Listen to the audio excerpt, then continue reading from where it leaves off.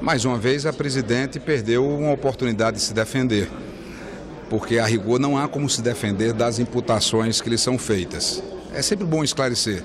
Então, vou olhar para a Câmara para falar direto para o telespectador da TV Senado. O crime que está sendo imputado à presidente, o primeiro deles, é a abertura de decretos de suplementação ao orçamento da União sem autorização do Congresso Nacional. Quem acompanha a política e todo telespectador da TV Senado, em tese, gosta de política. Você vai se lembrar do episódio recente nos Estados Unidos, quando o presidente Obama chegou a dizer que talvez não pagasse os funcionários públicos americanos porque o Congresso americano não tinha autorizado a abertura de um crédito. Então, só quem pode abrir crédito é o parlamento. A nossa lei fazia uma concessão a partir de uma determinada circunstância, que não foi observada. Aí a defesa da presidente fica discutindo se a meta fiscal foi ou não cumprida, se houve ou não um contingenciamento. Nós não estamos julgando a presidente se houve cumprimento ou não da meta fiscal, se houve ou não contingenciamento do orçamento. O crime cometido foi abrir crédito sem autorização do Legislativo, porque o parlamento surgiu para controlar o soberano. O soberano, no passado, fazia o que bem entendia. É quando surge o parlamento para poder ter o controle do poder legislativo em cima do executivo. Esse é o primeiro crime. O segundo crime, empréstimos ilegais, fraudulentos, que na cultura brasileira, que apelida muita coisa, foi batizado de pedalada fiscal.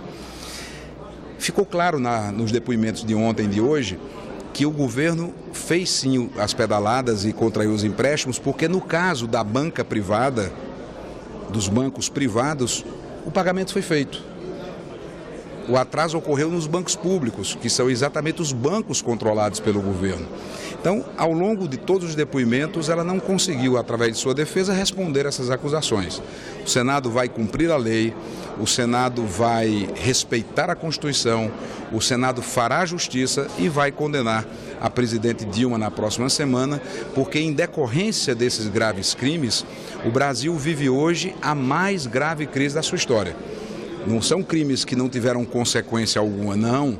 A consequência é muito grave, são 12 milhões de desempregados, empresas fechando suas atividades, inflação alta, juros na estratosfera, o trabalhador perdendo o poder de compra, o comércio vendendo menos, a indústria também com muita dificuldade. Ou seja, não é possível que diante de tantos crimes com consequências tão graves, isso fique impune.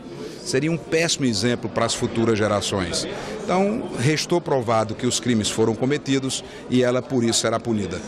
Essa questão também do crime de responsabilidade, também só podia esclarecer, é um assunto que tem vindo sempre à tona, veio hoje no depoimento do ministro Nelson Barbosa, a questão da criminalização sob o ponto de vista penal, do direito penal e o crime de responsabilidade que tem características muito específicas, não é? O senhor podia também esclarecer isso?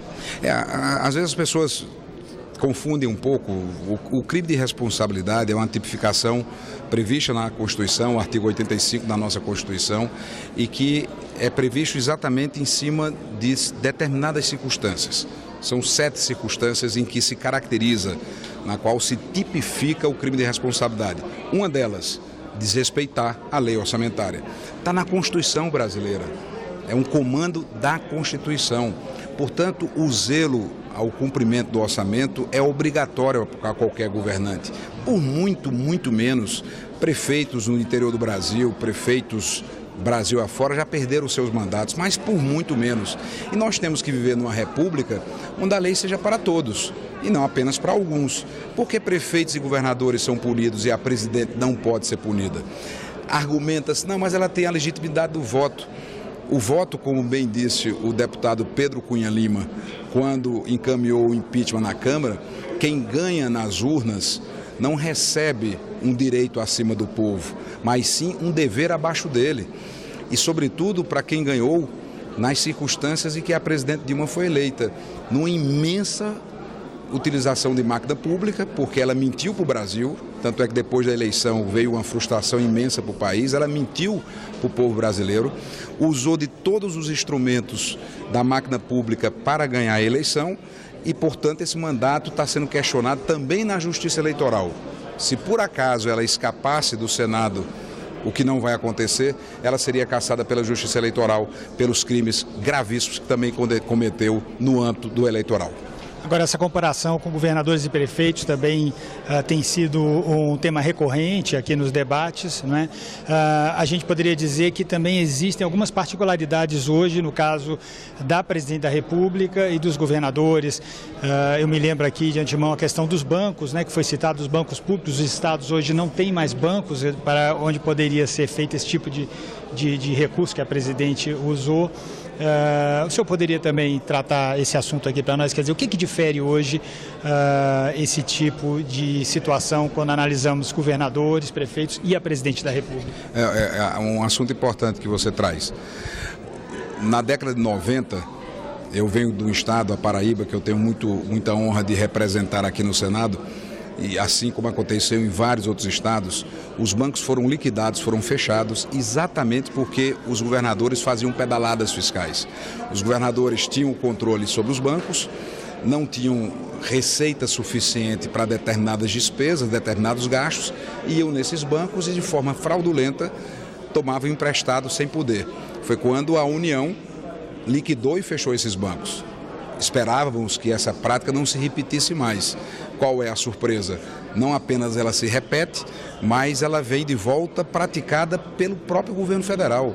É inadmissível essa conduta do governo federal no que diz respeito à utilização de bancos públicos para financiar despesas que o Tesouro não suporta. Isso está previsto como algo que não pode ser feito no artigo 36 da Lei de Responsabilidade Fiscal. Há um comando legal expresso. E no setor público, quem está no setor público sabe, você só pode fazer o que a lei autoriza. É diferente da vida privada, da vida civil. Na vida civil, as pessoas podem fazer tudo aquilo desde que a lei não proíba. Tudo que não é proibido por lei, você pode fazer. No setor público é diferente, você só pode fazer aquilo que a lei autoriza. Então, ela não tinha autorização para fazer esses empréstimos, ela não tinha autorização para fazer os decretos de suplementação e é por isso que cometeu os crimes.